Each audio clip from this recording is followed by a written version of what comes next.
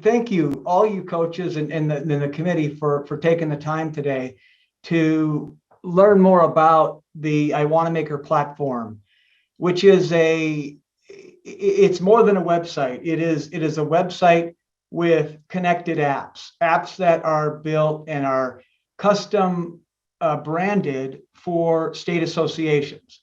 So as Joe said, we are the scoring and ranking sponsor of the NFHS, the National Federation of High Schools. And so we've been doing this for a long time. And I'm going to show you some slides here that you'll be able to see that you're not the first to do this, right? In fact, the first states to do this, and this is we sign agreements with an entire state. So we've had agreements in place with Colorado and Arizona since 2014. And so those two states have data now, have a database of every single event and the rankings for all the schools, all the teams, all of the golfers for 9 years. And so that will never go away. They will continue to have, and they'll continue to build on that archive. It's important to know that the data that is entered is owned by the CIAC. We are simply stewards of that data. Okay. And so just know that we are here and we fully support the system. It is our staff that has built it, and then we fully support it as well. So and what I'm going to do is I'm going to walk through some of and these are the branded apps and for some of the states. And if you have gone out and gone to the App Store, and that's the first step, as you saw in the coach's top 10, you go to the App Store on your phone and you search for CIAC space golf, and you'll find the golf app that we built for you. And I can't remember, Joe, if the images that you see when the app launches, those, if they're not, they should be images of golfers from Connecticut. Okay, so I will need images from you, and normally I get them from the association because they've taken pictures of the kids at the state championships, and not just kids, but team shots and that sort of thing. So that's part of the whole branding piece. So just know that as we go forward, that is going to be continually updated with the latest pictures that we receive, that we put in the app. These are some of the benefits that we see, and many of these were benefits that I asked coaches who have used the system for many years. What do you like about it? And what they told me was, they said that it increases the integrity. And this first one came from Michigan, where they had a big cheating scandal a few years ago. And they felt like, hey, if these scores had been in the public, that would have never happened, because they were in the back pockets of kids and they were able to, cheat throughout the tournament. No one knew until the end. So having it out there in front of people after every hole has I guess what their director told me was it solved their problem. So then other things that I've heard from coaches is that it eliminates the disqualification of players for signing a wrong scorecard. The way it's built, because the kids are on the app and they can only be signed in them as themselves, and they're scoring for someone else, then only they can sign their scorecard. And there will be no math errors because the math is all done in the cloud, right? So that is what we heard. And the other one is the pace of play. So that came to us from many states where they said they want to start figuring out what they can do about pace of play. Well, we should probably figure out what the pace of play really is first. So if the golfers are scoring consistently, and this is how it works, the coaches create the tournament, set the pairings, and then at the end of each hole, the kids take out their phone, they put the scores in, they put their phone away, and they play the next hole. If they do that after every hole, then we know how long it took to play that hole, and we can calculate the average time it takes to play a hole, pace of play. So the next one is this is obvious, right? Because if you don't have to collect scorecards and aggregate scores and do all that stuff that has happened for many, many years in states for golf, then you get to your award ceremonies very quickly because all that work has been done for you. The next one, the player experience. This is directly from coaches or from players in Arizona, teams that have learned how to play together because now they know their team score as they play. And now they can have that, give them an extra kick to say, gosh, we just went up by 2, let's keep it going, or we just lost a stroke, let's pick it up. And so they actually can learn how to play together without being together, as we know what happens in golf. The next one is the revenue generating sport, and Joe alluded to that, is that parents have the option to buy a ticket. They don't have to. They can experience golf like they've always experienced it. But if they want to follow along live, then they pay a price. They pay $5 to follow a live event. There's also season packages that they can buy and that sort of thing too. And that information will be coming out to you so you can pass it on to your fans. I will tell you that as far as the enhanced fan experience in Minnesota, for example, just to understand how this has taken off in the state of Minnesota, and this has happened in every state. The first year, fans bought $30,000 worth of tickets, and it was pretty new, and that was great. They all got to experience it. The next year, it doubled. So more and more fans find out about it, and the number of tickets that are returned are essentially nothing because everyone is doing their part, right? If scores if tournaments are being set up, scores are being entered, fans can follow along just like they do if they buy a ticket to go to a basketball game. They expect the scoreboard to be on. Well, that's what we've done for you, is we've given you a scoreboard. The scoreboard is the app, and as we know, almost everyone associated, or everyone nowadays, has a smartphone, and so now they have the ability to open that app up and know the score of all the teams as well as the individuals. And then they can go deeper and find out what's going on with a particular player by looking at their scorecard, which is not possible in the paper world. So the next one is GPS. That was a feature that was asked for many years from coaches. Can you build a GPS? Can you put GPS in the app? And so we went to work and we were getting ready to sign the deal with GolfLogix, which will allow the golfers to have GPS without having to leave the app. It just allows them to see the layout of the fairways, to be able to know how far they are from the green, front, center, middle, and all that sort of thing. So that is coming out in June. That's not there now, right? So that would be in the next version of the app. The next 3 slides, if you haven't done so already, I'm going to walk you through what it's going to take to register. And this is one of the reasons why the NCAA has selected us as one of the finalists for providing a live scoring app for the NCAA. We make it really simple. Get the app. All you have to do is go to the App Store, get the app. This happens to be the app from Florida. This is a young high school golfer from Florida. And so then when that user gets the app, they choose whether they're a golfer, a coach, an athletic director, parent, or spectator. We handle media different, and guys like Joe, the people who work at the CIAC, are handled differently. But this is the majority. This is the bulk of everyone that's going to be using this. So you pick your who you are, choose your school, your team, and then the teams that you coach. If you coach both teams, go ahead and pick both. And then and if your team isn't listed here, that means that we didn't get the roster created. And then just email support@iWanamaker.com and we'll get it in there, and we'll fix it for you. So after that, you get a congratulations, you're on as the coach, and you're done with the app. You can put the app away. Now, after that, and it's important to understand that you will not be able to this year. Going forward, you will be able to manage events, rosters, and everything in the app. We're working on that. That's version 3. That's coming out in June of 2023, this year.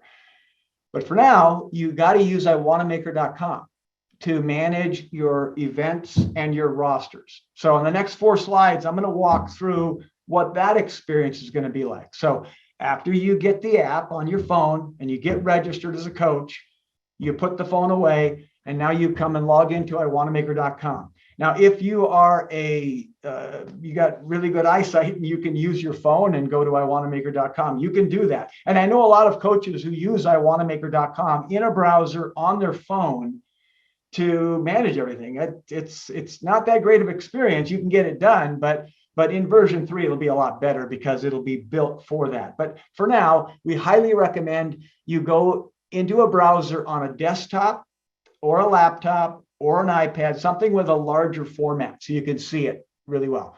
So, and once you get here, you just sign in.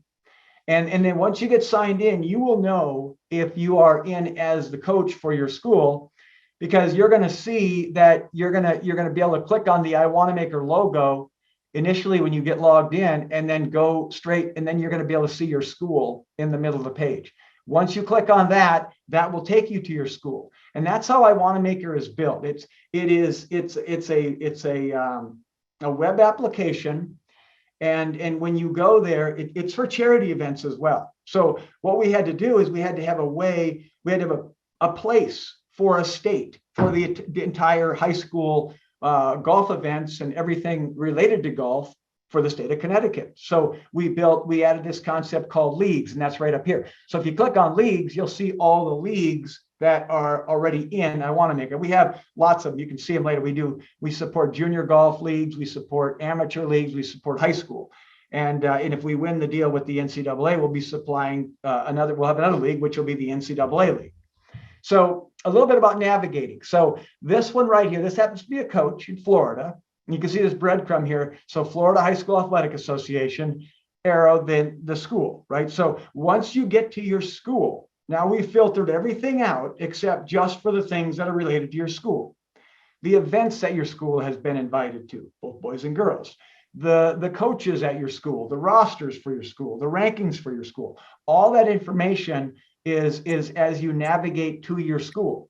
If you want to go back up to the statewide view, and by the way, this will be statewide. You're going to know who the best team is in the state by going to iWanamaker.com or to the CIAC golf app, because the rankings are available in the app as well. So and then you're going to be able to see all events, right? Because you have again a statewide view of everything. So once you get logged in, then you're going to be able to navigate within. Now this slide right here is where I navigated back up to the statewide view. And now I'm looking at the rankings across the entire state of Florida. And you can see that this particular team had 24 nine-hole rounds. You can toggle between 9-hole and 18-hole. They did team, and they're looking at the IWR for boys. Okay, so all kinds of fun things there. Now, what does it look like for a golfer? Very similar, right? And again, once I get all the pictures from you guys, then I'll be putting those in, and you'll see some fun pictures of all the golfers in the state of Connecticut. So then the golfer does a similar thing. They put their email in. They prove they own the email address by retrieving a code from their inbox. And then they say, okay, I'm a high school golfer. I play for this school. Here's my gender. We put the year in school on there. The gender is collected because we got to get them on the right roster. So then we go from there to congratulating them, and now they're ready to go. That typically takes a young lad maybe 15, 20 seconds because they're so, as you know, they're so darn good with these phones. So then I'm going to go through some live scoring pieces from the and I got screenshots of phones in Florida, right? Florida is in their 4th or 5th year now.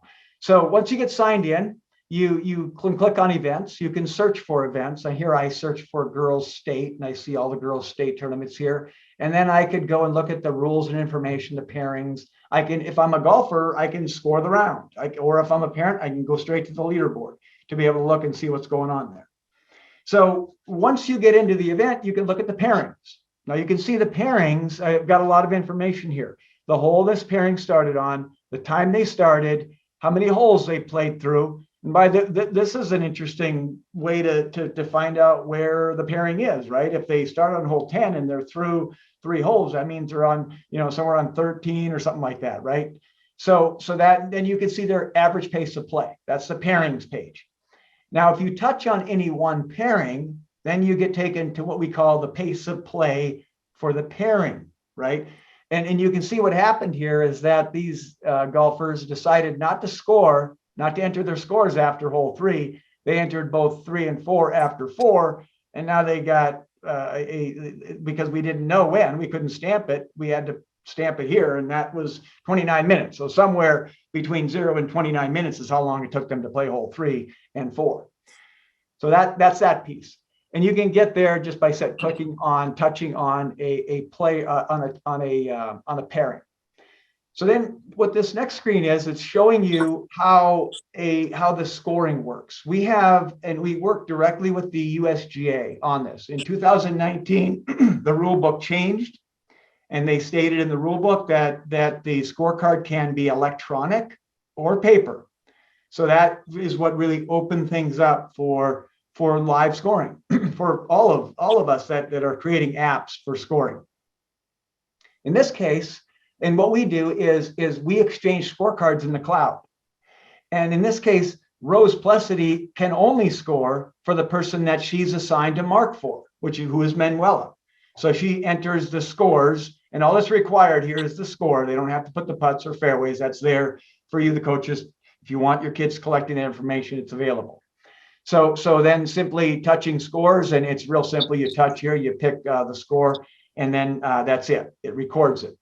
After that's recorded, and if you have the secure scoring feature turned on to allow the golfer the option to attest that score after each hole, then the golfer will receive a notification on their phone saying that your marker, if I'm Manuela, I would see a message saying, your marker, Rose, entered a 4 for you on hole number 1. Do you agree with this score? And you have the opportunity to agree or disagree. If you disagree, let me go back to the screen here, you can say, I need a ruling because we can't come to an agreement. And then a message is sent to all the managers of the event so someone can get out there and help these two young ladies settle the dispute. So that's that interaction that can go on between the golfers using their scoring device, and then be able to come to a conclusion and then move on to the next hole.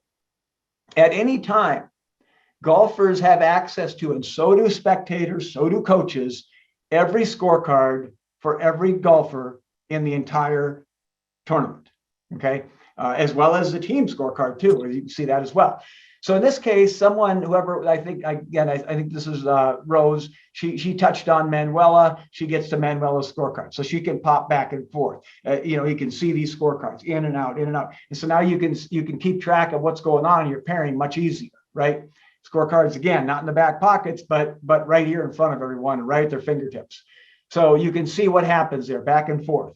So then when you're done, you have the ability to sign your scorecard. If you've exchanged scorecards, only if you exchange scorecards, that's a setting that I'll show you in a little bit here. Then you have the ability to sign the scorecard. In this case, not all holes were scored. So messages, go back and have your marker put these other scores in. If it all went well and you got all your scores in, then you have the ability to attest or sign your scorecard. And to get this message, all you do is touch right here. It says touch to attest. And then they attest it. You get a congratulations. You see who scored it, who attested it, the date and time that it was attested.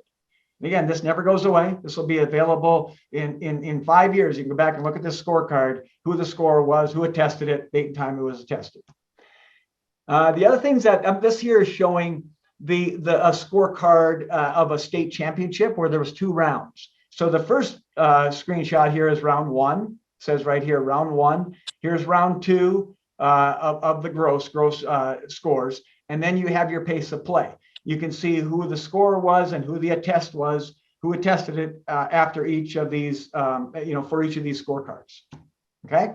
So now we're looking at some leaderboards, right? So that is the scoring piece that I just showed you and what the golfers will do. But anyone can go to the leaderboard, and this is of what happens while it's being actively scored. You're going to see that it is with respect to par.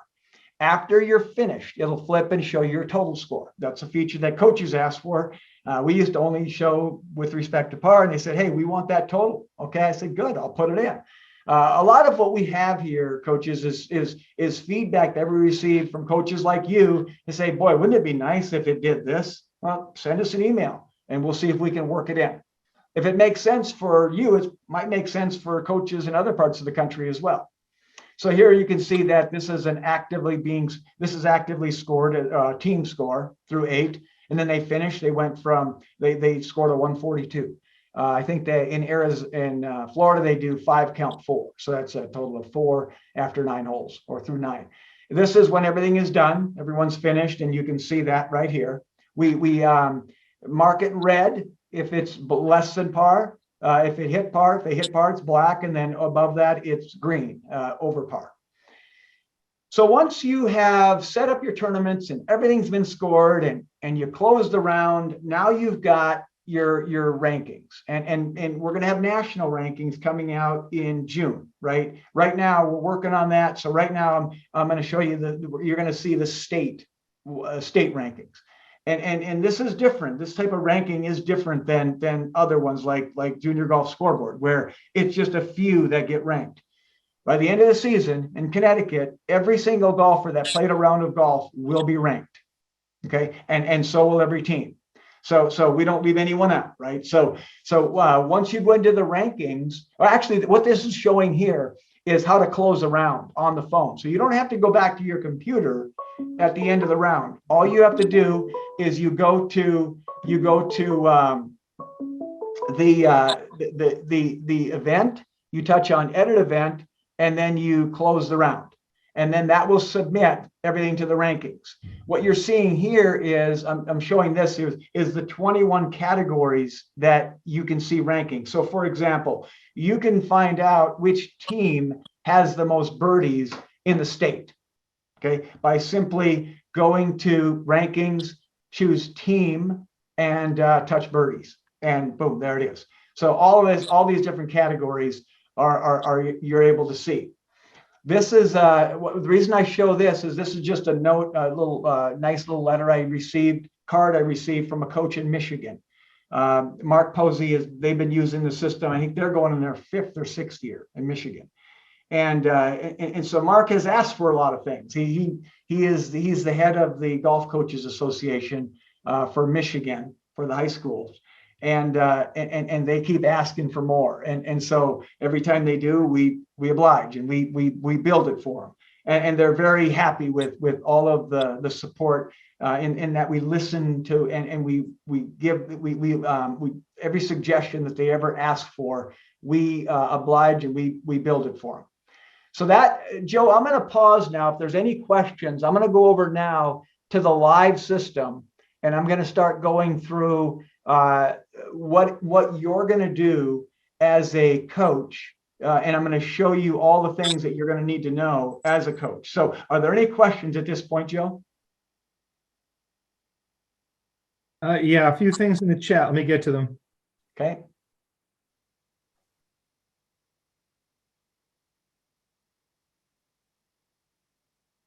All right, starting at the top of the chat.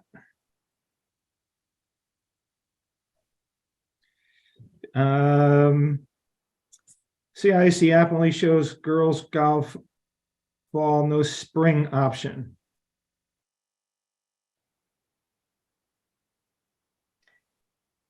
No spring. So the rosters right now, this is what Joe was talking about earlier. If you go to girls, and I go to, so Joe is working on getting these girls into a division. So right now there's some girls that there's a girls, I had to put them somewhere. So we have what's called a girls division at this point. So I'm not sure if that's what this is about, Joe, but eventually this girls division will go away, and all the teams will be placed in either Division 1 or Division 2, right, Joe? Right. And again, as I said at the start, prior to our meeting, we're still working on divisions. So that's not set up with us, and it's not completely set up with iWanamaker either.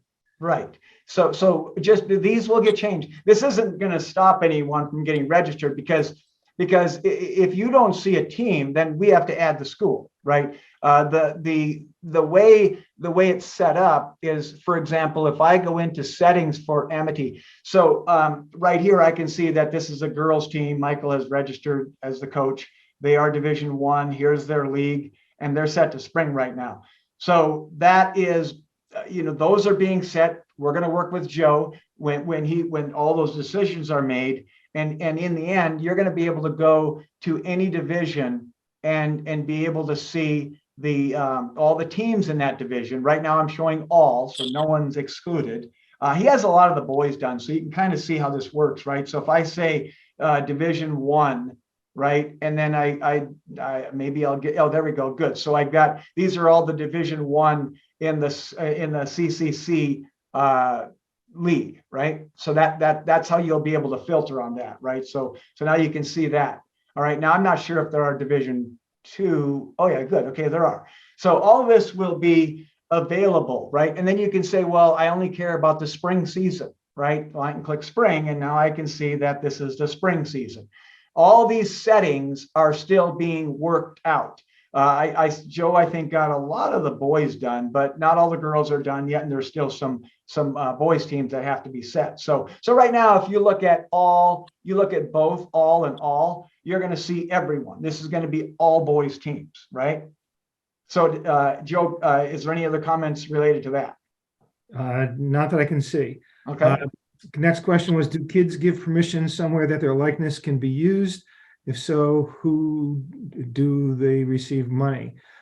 So no, kids don't give permission. Athletic events are public events. So that's why, sports photographers can go to the game and take pictures. It's a public event. Who gets the money from the ticket sales? So this is how iWanamaker, generates revenue, is from ticket sales. So it's free to kids, it's free to coaches and athletic directors, but other spectators, parents, when they sign up for a ticket, it goes to iWanamaker, and CIAC is in a contract with iWanamaker, and so a portion of that does come back to the CIAC. What happens if a student athlete does not have a phone, or the phone dies, or there's poor cell service, like Fairfield County is known for? Well, I'll answer that by saying that, Colorado is probably the most challenging state in the United States with all their mountains, right? And they've been using this for the past 8 years, and they've never not been able to put their scores in. So yes, there are places where the cell service is going to be bad, but typically, and there are some, I've heard of a handful where they just have nothing, right? They have no coverage at all.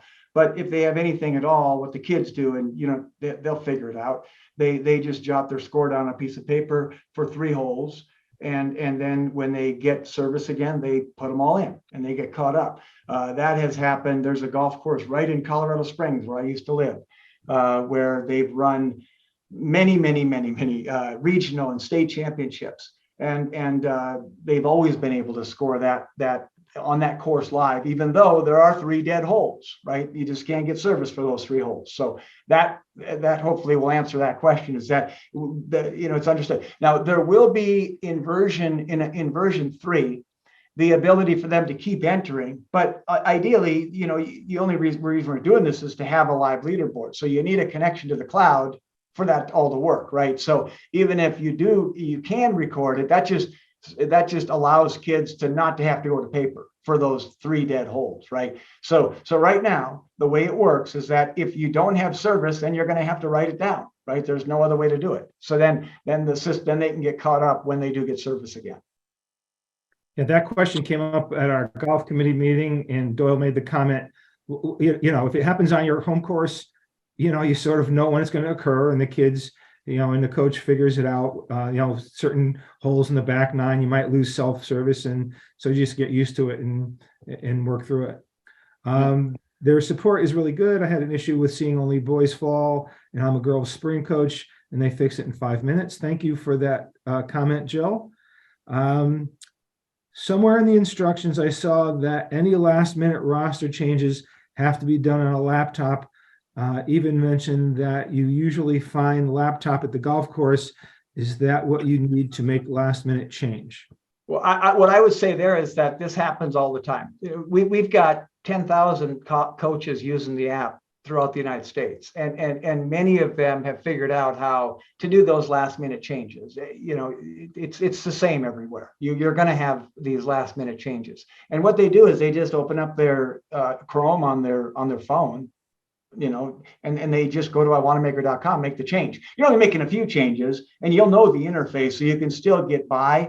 Yeah, it's not the greatest experience because it's not built for that small form factor, but you can still get it done. And just know that we've been working on that, and it's going to happen next year. By the way, as far as what happens to the money when it comes to, when we every dollar that we receive, it either goes to support you, the coaches, parents, and everyone else, or to make the app better. It goes nowhere else, right? So it goes back in to making the experience better for everyone.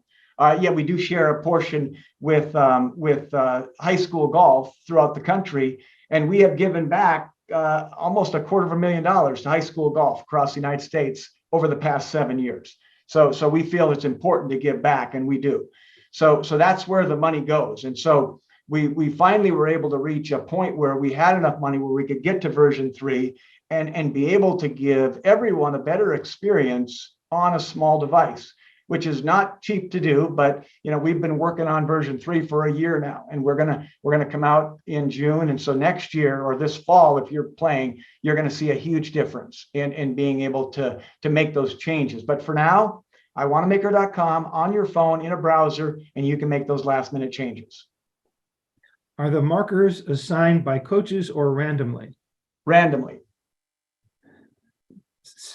Sounds like a lot of time kids will have on their phone in their hands. That's a lot of time for a text message to come through or so. Other distracting notifications to pop up. What has your experience been with kids on their phone during the match? I haven't, I hear from coaches all the time. And so they basically, it's this, it's discipline. So many coaches say, turn off your notifications, do all that. And here's what here's what you're going to do. You're going to play the hole. At the end of the hole, you're going to take your phone out, you're going to score, you're going to put the phone away, you're going to play that next hole. That's what some coaches say. And that's how you use it. You're not to use it for anything else but a scorecard. Other coaches will say, I want you to learn to be a competitor. I want you to be able to see the leaderboard. I want you to know if your team, if our team is winning or losing. I want you to know if you are winning or losing. I will tell you, in the Colorado State Championships 5-6 years ago, there was a kid who was up 4 strokes with 3 to go. His coach said, you're up 4 with 3 to go. The kid told the media afterwards, if he wouldn't have known that, he may have blown it by going after, and who knows what he'd have done, but he was glad to know that he was up 4 with 3 to go. So there's lots of different ways you can look at this, right? Some kids can handle it, some kids can't, but you as a coach can tell them, hey, here's what I want. I'm your coach. Here's how I want you to use this tool in this tournament, right? It is purely a scoring device, and that's all it is, or it can be more than that, but it's completely up to you as the coach. Can this be used by teams for practice rounds as well? Yes, it can. And coaches use it all the time for practices. Right, here's one right here. Well, this is not done right, because this says Conrad at Avon. If someone can, I can change this. This is probably not a practice event, because usually you don't practice with 3 schools. So that's done right here. So if you go to edit, you got, now it's set to tournament. Let's see what happened here. Let me go back out again. See why that was still marked as practice. Okay, yeah, and something, oh, that's right. This one, someone created this thing, and I went in and said it can be anything. So just know that an event can be anything. So I can go here and do all types and do practice. Oh yeah, so some people have set up practice events already. So yes, absolutely. Coaches use it for qualifiers all the time. They're always doing qualifiers, practice events, and that sort of thing. You can do as many as you want. So yes, absolutely, practice events are allowed. This next question is about tutorials for players. Are there tutorials for players?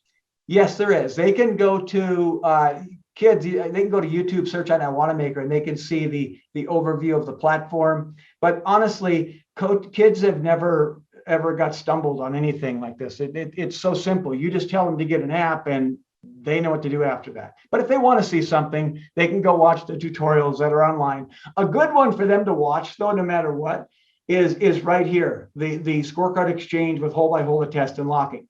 You might want to show this to them in one of your practices before you can get out while there's snow on the ground. So you watch this, and this shows hole by hole what they're going to experience. It shows a golfer entering a score, a marker entering a score for a golfer, that golfer attesting it. It goes through the whole situation. And so it's good for people to have that vision. Another great reason for doing practices is to get your kids prepared. So, because, last year I went to the Florida State Championships and there was no paper scorecards anywhere, right? Everything they do is all on the phone. It's all digital. And so they sign, they score everything on their phone. And so then they have gotten to the point where they are so used to it because they're in their 4th or 5th year. But in their early years, they were doing it on the practice field, on the practice rounds and stuff like that. So get the kids ready by using it during practice. You could even use it in a classroom setting. You, the coach, could set up a round and you can say, okay, we're going to go through this right now. I'm going to set this up and you guys are going to score for each other, sitting right here at your desk, right? So they can do it anywhere, right? So that way, when they get to that first hole, this is like, oh, no problem, coach, I got this, right? Let me play this hole and I'll put those scores in and I'll play the next hole and we'll repeat that 9 or 18 times. Is the app iPhone only? What about players with Android phones or older models that may not be fully up to date with iOS? It's for both. It's iOS and Android. Will teams be placed in their respective conferences? You just saw that, right? So Joe, we're working on that, right, Joe? So they the conferences, well, leagues and conferences are the same, right? Where those names are synonymous. Okay, it shows Stanford as the fall team. How do we rectify that? I'm working on that. This is part of the process of squaring away the divisions. We're going to put everybody in the correct season and in the correct division. Yeah. When I registered earlier today, I only gave the options for girls. Okay, so Doyle went over that. Will conferences be able to use it to run their postseason conference tournaments? You can run every tournament on it, right, Joe? What's I guess you could speak to that. Yeah. So if I know the CAS-CIAC uses a different app for their conference, but if the Southwest Conference girls tournament, you can set it up on this, and run the Southwest Conference, girls tournament. What if the course does not allow the use of cell phones on the course? That used to be a deal, but I haven't heard of that for many, many years because the USGA changed their rules on that. So I don't know. I guess if the course won't let you, there's not much I can do or what Joe can do about that, right? You're going to have to talk to the course. Okay. I think I can answer this one. Will the app be able to indicate if a player uses the X out rule or just enter the score with the penalty? Right. So you should just, so if you're playing with the X out rule, and on the girl side, and the kid has a 9 on a par 4, you just enter 9. That's their score. And there is a feature that if you want to use it related to that, right? So if I have to add a course here. So if I go and add a course, I'm just going to throw any course in here. So we have a feature that allows you to create a button that golfers can touch. It basically you're building a custom button on a right here. It's called max score. So if you touch on max score at the bottom you go to rounds, you edit the round, and down here, if you turn on max score, then you can read what it says here. So you can do it gives managers that option, right, to create a button, and you can call it whatever you want to call it. You can call it double par. You can call it anything, right? You name it, it's going to show up on the app. So first of all, you enable it, you give it a name, you can choose what the score is going to be if they touch that button. You got all these options pre-built for you. And then you can, let's just say double par. right? Or let's do double par plus one. And then you can choose whether this player will be marked as DNS. So if they did pick up and they chose to touch the button double par, I'm just going to put DP. So if they touch that and you choose yes here, that golfer is going to be automatically marked as did not score, and their score will not count towards the team score, and it will not be, they will not be able to win the tournament. So that's completely your choice. You can choose to leverage this max score button if you want, right? So and that's how it's done right there. So it's very simple to use. I'm just going to turn it off on that one, but there you go. That's what I would say, how you'd answer that question. Would a girl playing on a boys team need to register as a boy to be placed in the proper season team? No. You just put your kids in, and if it's a girl playing on a boys team, they just play the round. Yeah. So they would, Joe, girls scores can count towards the boys team score, correct? Correct. Yeah, so they can still register as a girl, they are, and they can add themselves to the boys team. We allow that, right? So that's what I would say is and she's going to be ranked with the boys though, right? Because she put herself on the boys team. So that is all doable. And so that makes sense to kids. And also related to that, many times kids are pushing the wrong buttons, right? So I shouldn't say many, sometimes they do. So they go too fast, and you might end up with the kid says, hey, I registered. And then let's say it was a girl. And then you go to the rosters and you say, oh, look, you put yourself on the boys team. And then but we have a button, you can move them over, right? So I'm going to go, let me just save an exit here. I'll show you where that is since we're talking about it. So if I go up to the top level here and I go to rosters, I'm sure we've got some players here. Let's go to golfers here. So, okay, so we got a golfer here. So let's say that Alex got on the wrong roster. So I can go to rosters here and I can go to girls, and right here I can move Alex over. So I could click here and I could move to the boys roster, right? So always do that first. Look to see if a player, if they said they registered, right? Go see if maybe they got on the wrong roster. We can help too if you want to call us. And by the way, to call us, just click help. You might want to jot this number down here. By the way, we pick up the phone. Other software companies don't, but we do. And we talk to and get to know coaches throughout the country, right? So if you have a problem, feel free to call us. If you're not one that likes to talk on the phone, email us and we will respond quickly.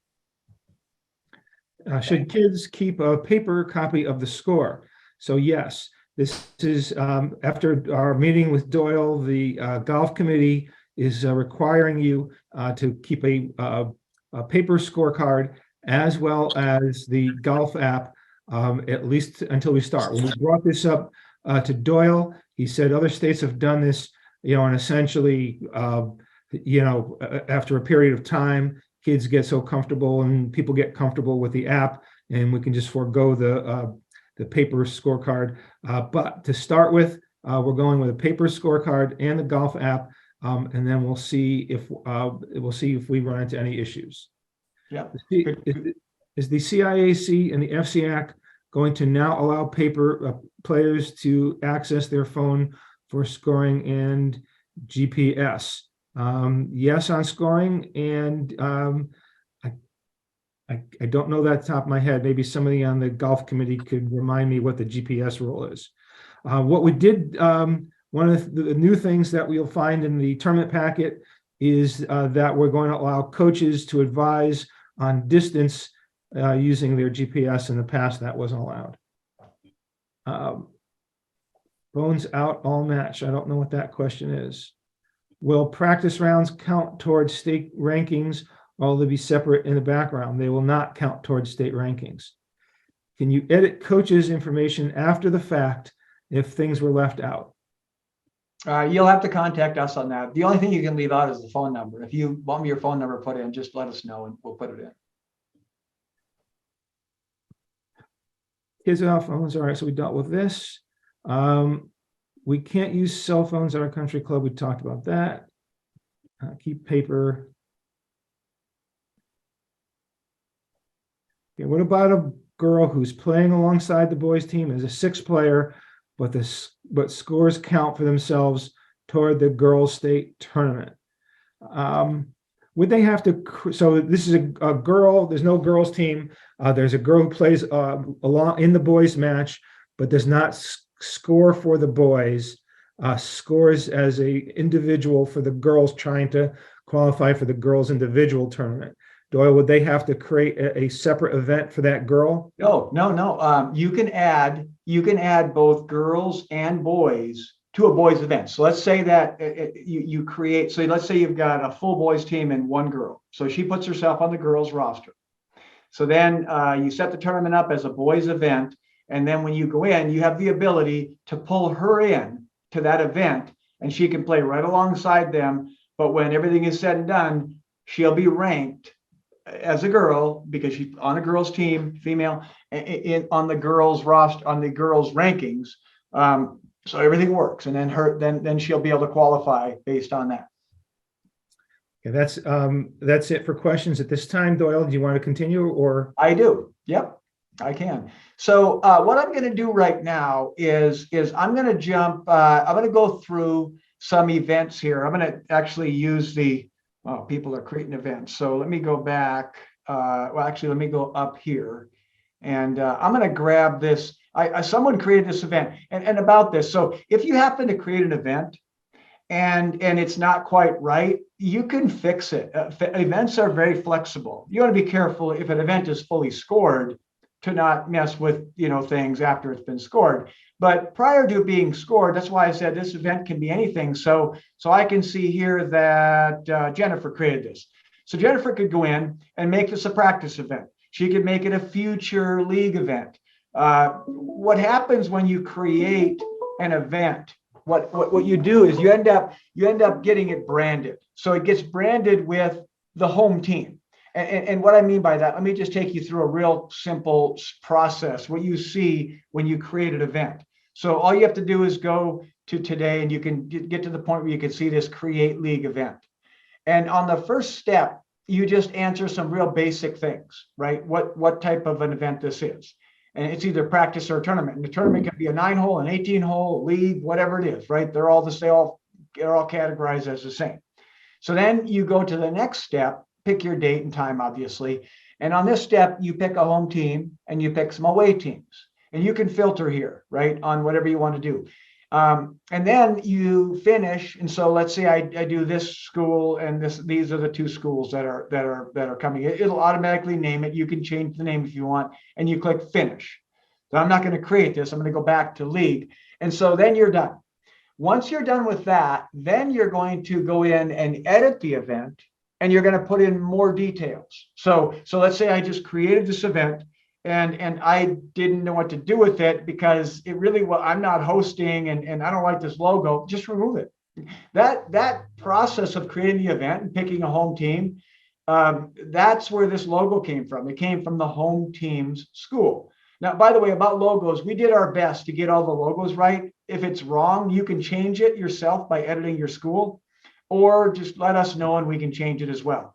But that logo is pulled from your school, and it's marked as this is your event because you're the host. Okay. So, but you can make this event essentially anything at this point, anyone's event, by changing that logo at this point and do whatever you want with it. But we can delete events too, but we don't let you delete events because we've had situations where data has been lost and we had to go back and restore it because someone made a mistake and deleted an event. So if you want an event deleted, we have to look at it, put our eyes on it, and make sure that everything is okay. It's okay to delete it. But just know that events are very flexible. So on this very first screen, you already made the choice on these first three, right? But then the secure scoring piece is where you can set up the different ways to score. And we haven't had this question yet, but one of the questions we get a lot from coaches is, can one player score for all the players in a group, in a pairing? And the answer to that is yes, but you have to set the scorecard exchange to no, right? So you want to say yes to secure scoring. That means that not anyone can score. The reason this is in here is maybe for a charity event, you don't care who put scores in, right? But I've never known a high school event not make it secure. The next thing you have to ask yourself is who's going to be doing the scoring? And we highly recommend you just let the golfers do it because they can. And even if you only have one golfer, if you have a team of 5 kids and you're going to play in a tournament and you know that you're going to have one of your golfers in every group, in every pairing, then you could say, let the golfers do it, set this to no, and then your kids, because you told them, hey, you're going to score for all the kids, right? You're in your group. Now you've got 5 times 4. If you've got 4 preparing, you got 20 kids covered, right? Because they're scoring for the others. Now, as the season goes on, what we typically see states do is start to move towards this, right? Because this now is following the rules of golf, where there's a marker for every golfer. Okay, so it's simple. You tell golfers, you go get the app, you get registered, and you're going to be ready to score. And when you are, we know that when you get to that first tee, you're going to know who you're scoring for, like the slides that I showed earlier.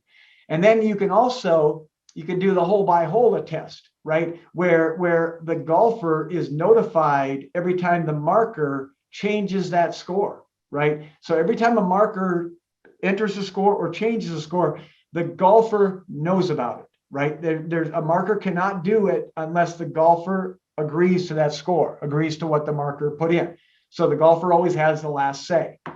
Okay, so that's a bit about secure scoring. If you're confused about that and you want to read more, just come to an event, go here, click here to view the document on secure scoring. It will explain everything on how it works. And in fact, many of these pages in the event setup, you'll find documentation or videos that show all this. Again, coaches, remember, 60, 70,000 events have been run on the system by coaches. We have heard, and maybe there's something we haven't heard yet, but if we do, we'll put something in and we'll address it. But just know that we believe we've covered almost all bases here, right? So you can look at videos, you can read documents, and watch for those on each of these steps. Okay, so after you've decided on your secure scoring, then you come here and you actually put a golf course in.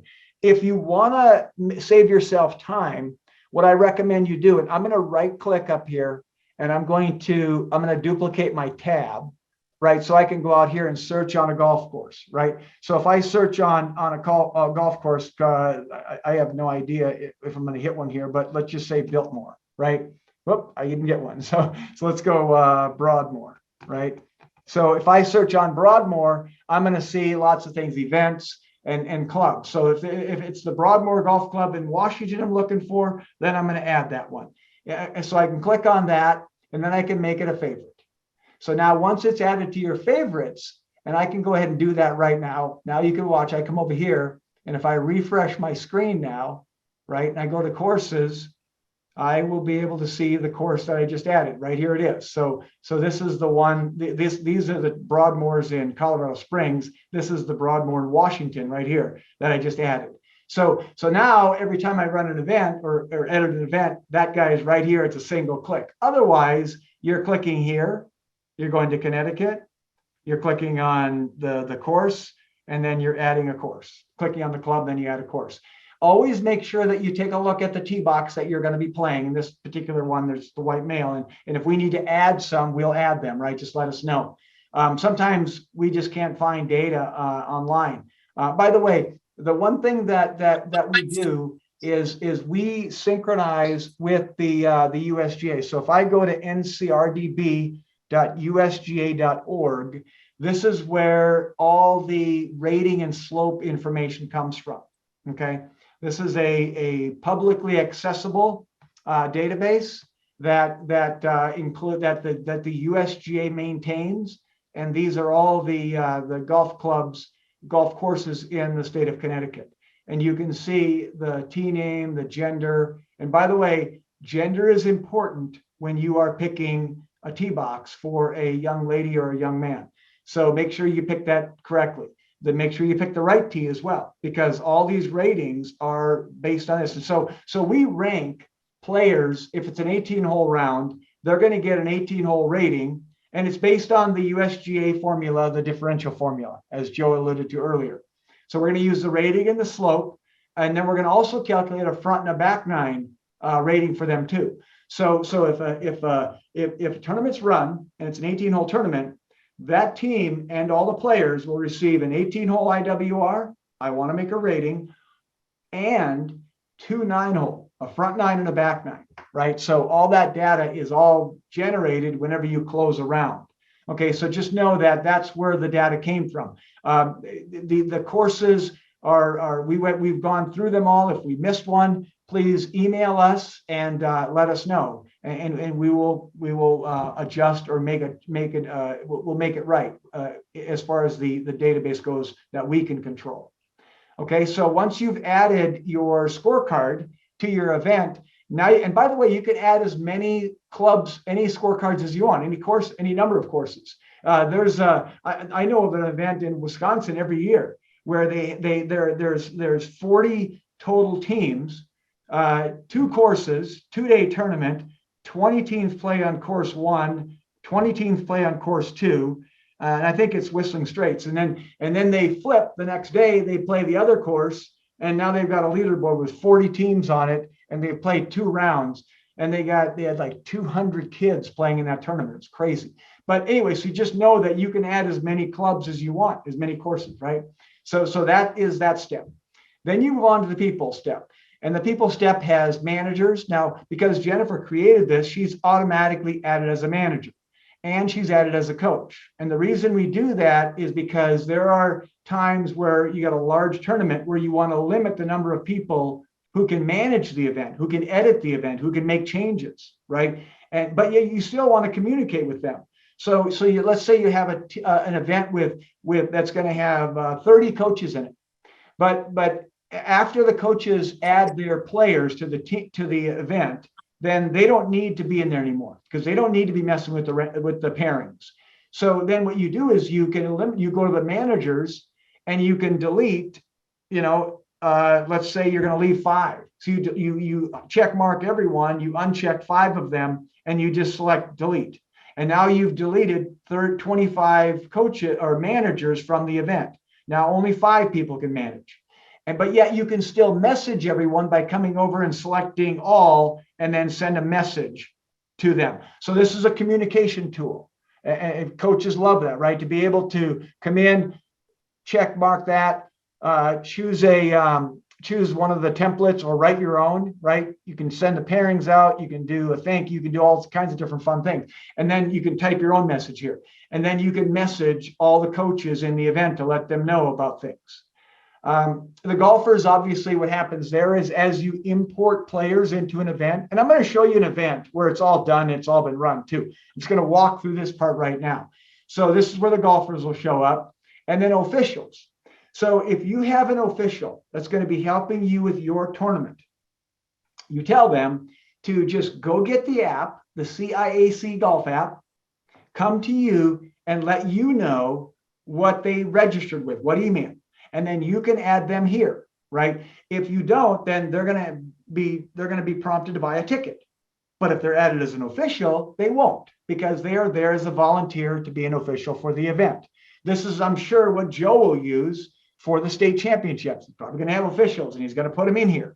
And now that official can utilize the app to get the messages from those need a ruling, right? I showed you that earlier, need a ruling. Those are going to come to the officials.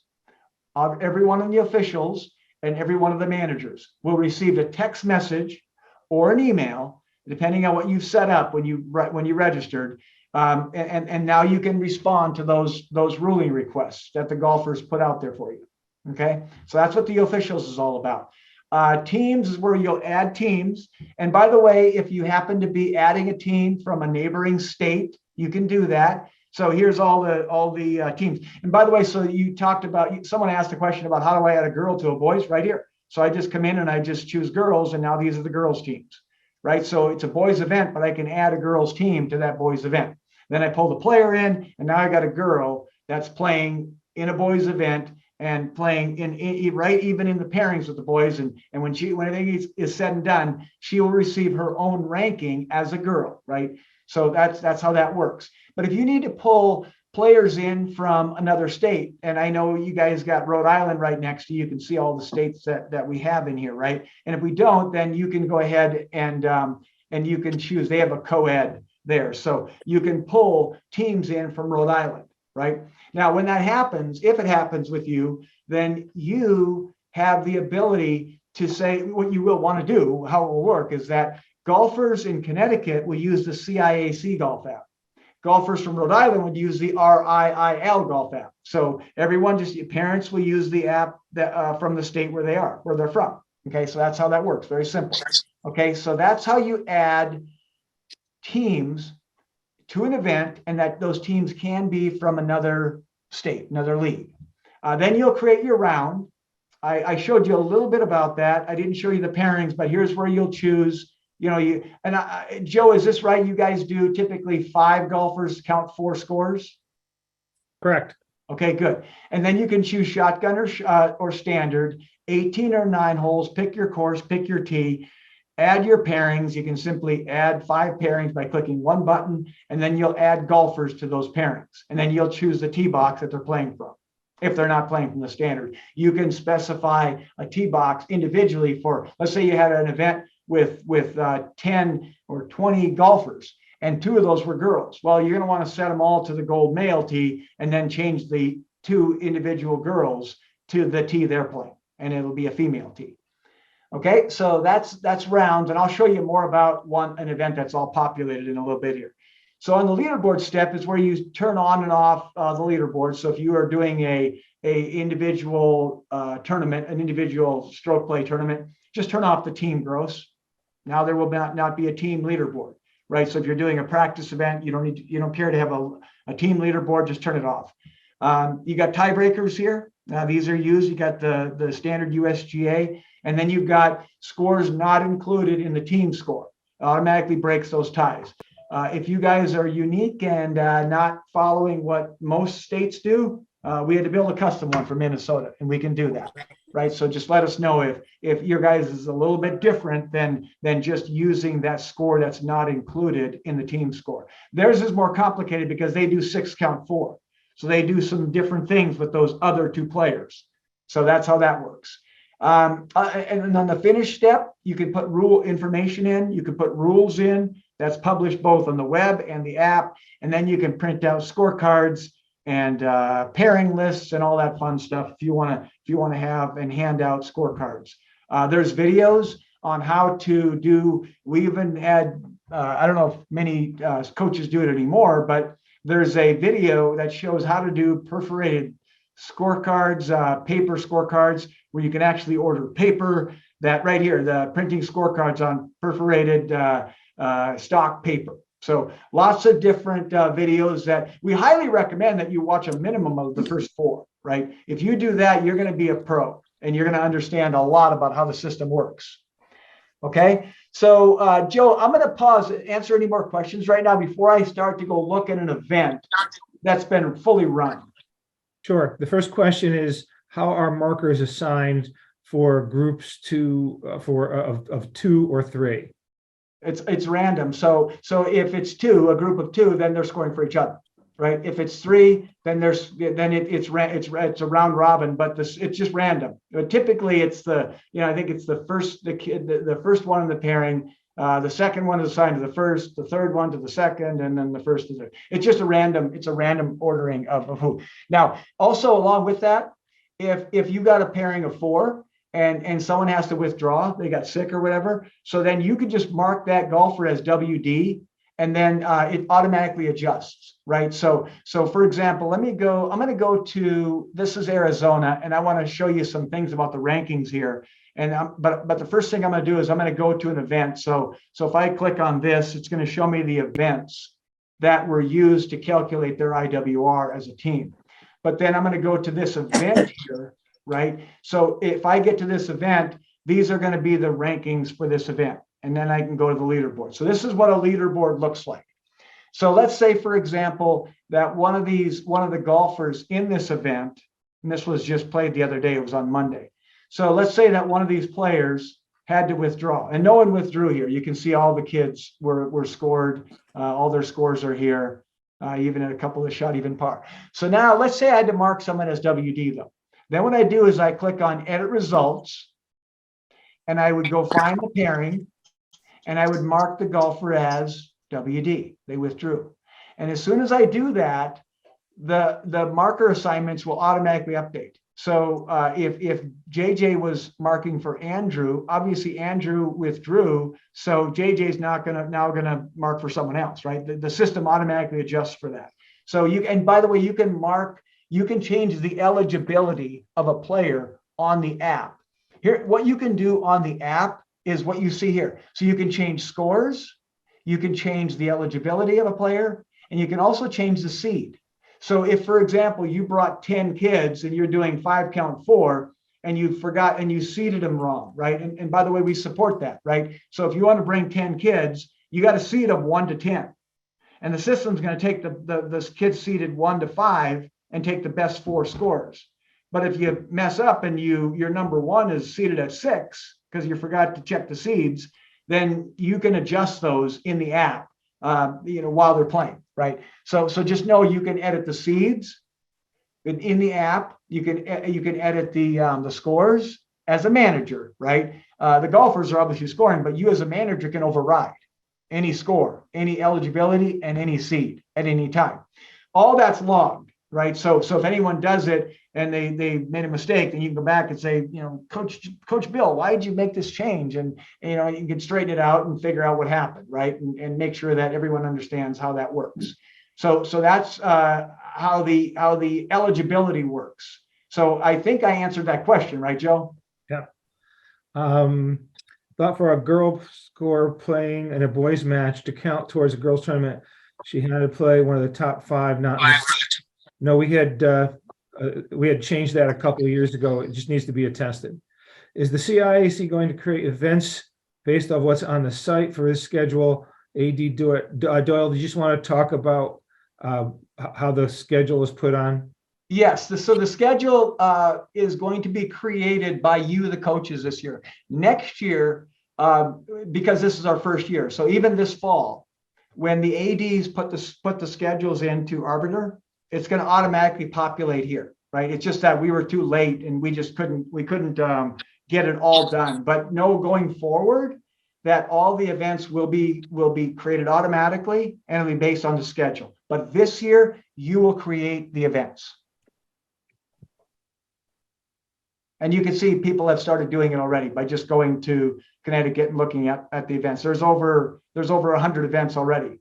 I'm not sure, 110 or so. So just go in, it takes a couple seconds to create an event. And I recommend, what we recommend to everyone is just create the events where you host. You're not creating that many of them, right? You're just going to go in and create the events that you host. Unless if you have an agreement with your league or conference, say, hey, John's going to do them all. John can do them all, but he has to know that we don't want to double up, right? We don't want to have an event in there twice. Can you assign a marker? No, markers are signed automatically. What is our tournament format we are using? For the state tournament, it's the same format, no change. Are there adjustments calculated for girls playing from the white tees? So, I think we might have talked about this. So a girl's playing at a boys team with the boys from the boys white tee, but then wants to qualify for the girls as an individual, and we have to convert their differential from red tees. So Joe, that's a very complicated one. All I can say is that what we do, we follow the USGA. And if a female plays from a female tee, from a white tee, then there it is right there. That's the rating and slope we would use. It's how the USGA designed this whole thing, right? Yeah, so I think I'm trying to remember our discussion on this. I think what we just determined is that the coach has to go back and convert the scores just as they had in the past. Yeah. My course is undergoing construction. It will be a 16-hole golf course, no sit hole.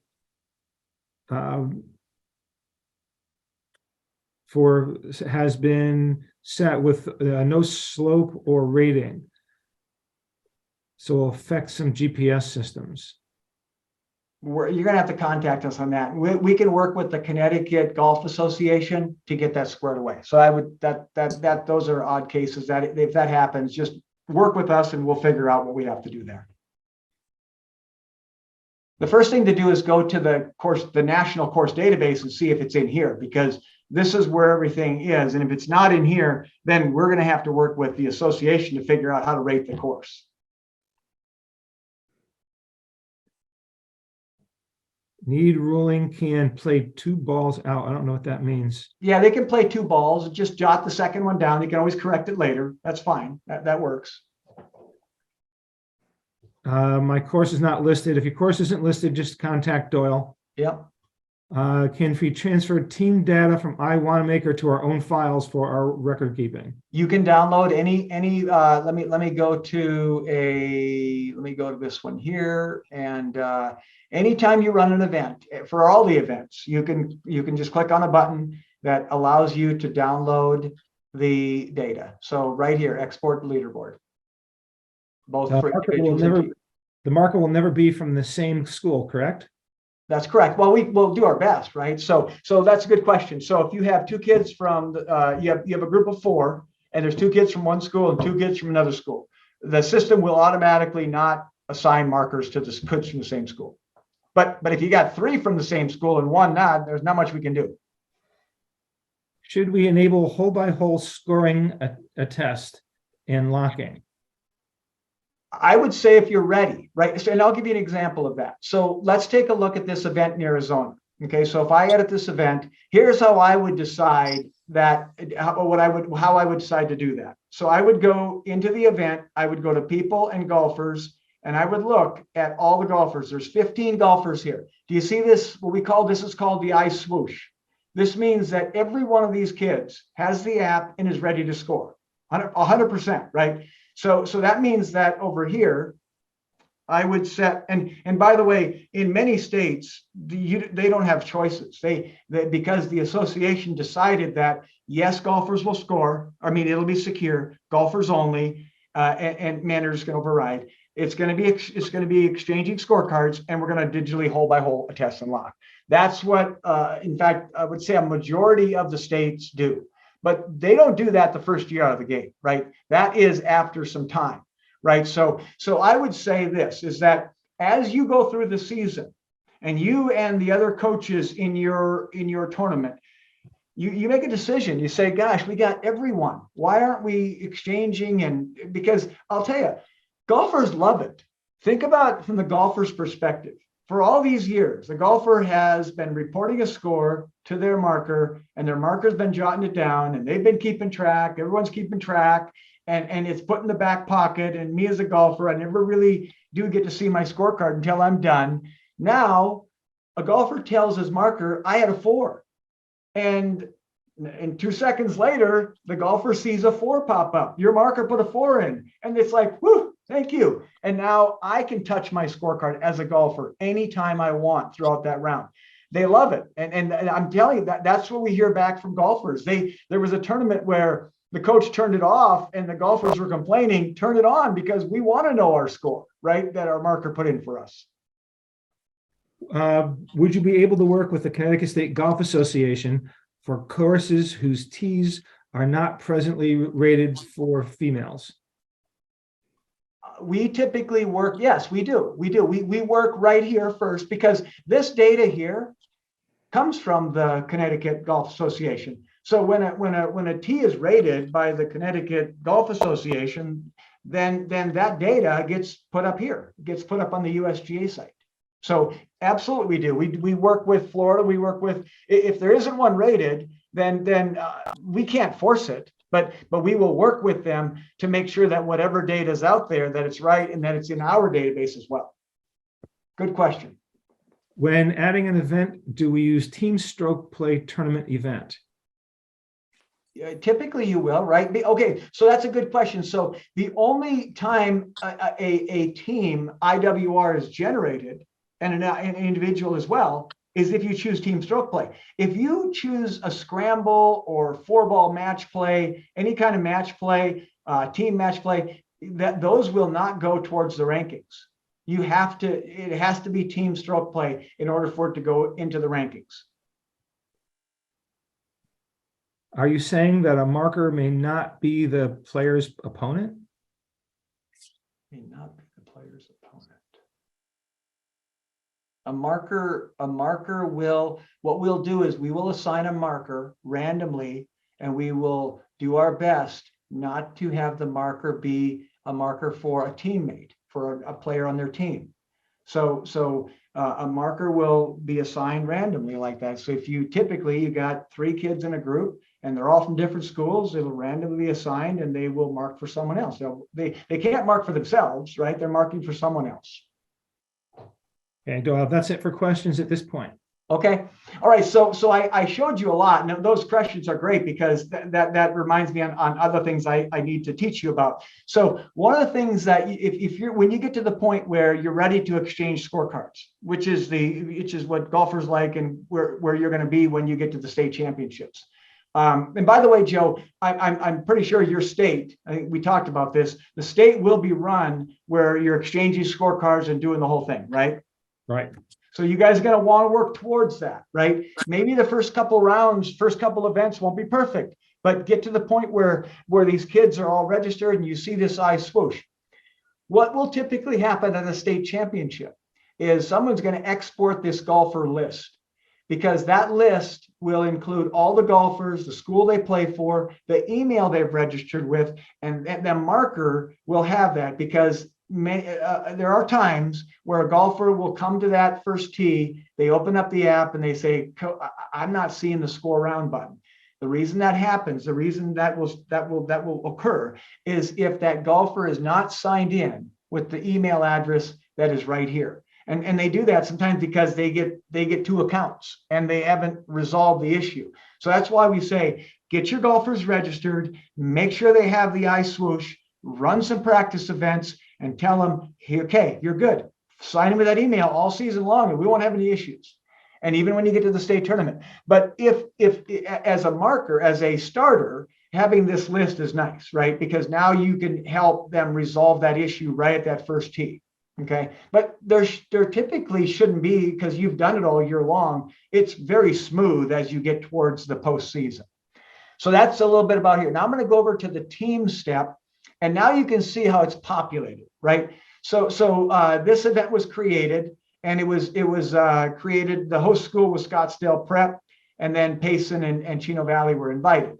So then the coaches logged into the event, and so Coach Miller created this from Scottsdale Prep, and then the coaches come in, they click add golfers, and they see look at it, here's a roster, perfect. Every single kid's got the app and ready to go.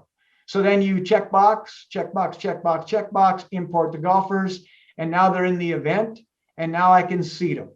Okay, so after the golfers are imported, I click on edit seeds, and I can seed them. And this is important because now you're going to know you're going to be able to set the pairings accordingly, right? Number 1s, number 2s, number 3s. Another reason the seeding is important, as I talked about before, is if you are going to bring more kids. And we were asked and challenged by coaches years ago, hey, I want to bring my whole team.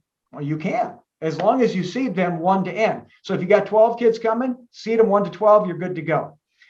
Just today, I got a call from a coach, I think in Georgia, who wanted to have a second team from the same school. All right, this button right here. Click this, add a second team from Scottsdale Prep. And then now that team is in, right? And now I can add 5 more players from the team that will be on the second team. Now, Joe, tell me if this isn't allowed. I don't know if it's allowed or not. It's a feature that you may or may not be able to use, but then I would pick 5 players, I would import them, seed them, and now I've got now the primary team. That secondary team will not be ranked, right? It's right here. Secondary teams are not ranked, right? The primary teams are. So, Joe, I guess, is this allowed? I think it is. I don't know why it wouldn't be. Maybe a member of the committee. I don't know why it wouldn't be. Yeah, so the feature is there. You can use it. So you got the option, coaches. If you don't want to leave any kids at home, you bring them all and have them on one team, seed them 1 to 10, whatever it is. If you want to have a second team, bring them all, create the second team. You have a primary and a secondary team. Primary teams is ranked at the end of the tournament. Okay, so that's that. Now that's the team step, and now on the round step is where what you didn't get to see is how the pairings were done. Now these pairings are all done. This event was run. I'm not making any changes to it.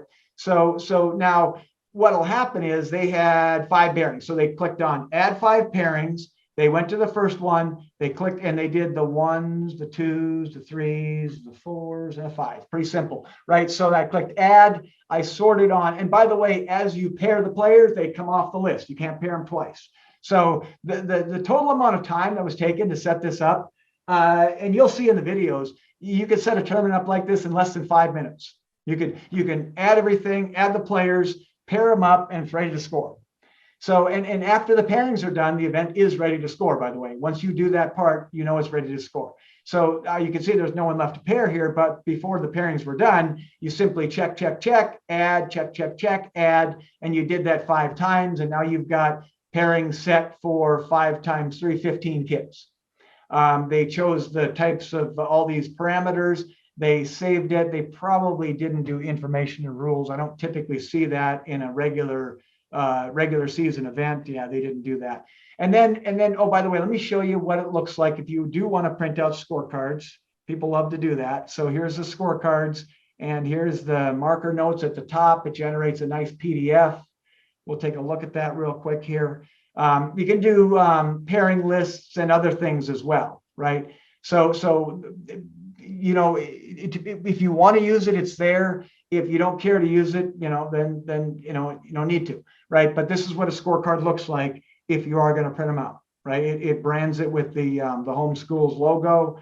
They got marker notes. They can put their own score in, and you know, and we've really changed the way you think about this, right? Because instead of putting marker notes, instead of me, let's say Joe and I are playing, we're the twosome, and so I'm not going to keep my score because I told Joe what my score is, and Joe put it in. And when Joe put it in, I saw it, and I agreed to it.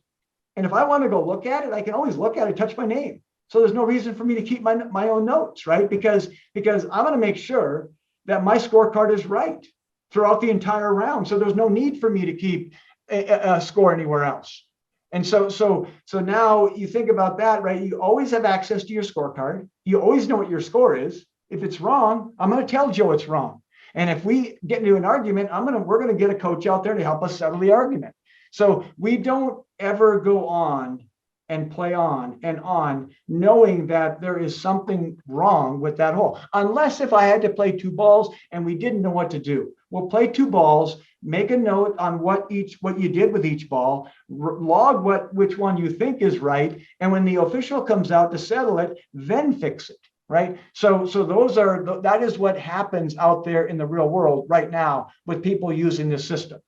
Okay. So after you get done with the finish step and you've printed all your stuff, you save and exit, and you know if you're ready to score by simply looking at the leaderboard. You're going to see if there's no scores here, it's going to say that this kid's starting on hole number 1 at 330, whatever. Right. And then you can switch over to the team gross.